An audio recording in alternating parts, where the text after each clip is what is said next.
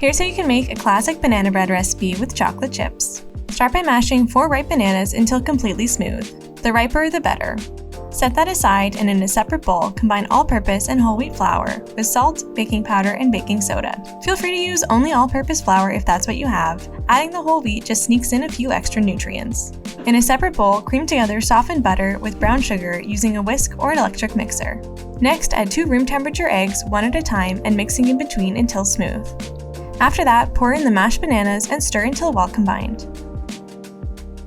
Add the dry ingredients and fold into the batter until just combined.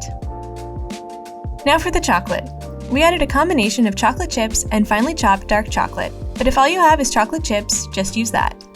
Once the chocolate is mixed in, generously grease a loaf pan using butter or neutral oil, making sure to cover the bottom and sides all the way to the top. Pour the batter in, it will be quite thick, and shake the pan to distribute it evenly. Now bake in a preheated 350-degree oven for 1 hour or until a skewer comes out clean. Click on one of these other great videos and subscribe for more amazing recipes.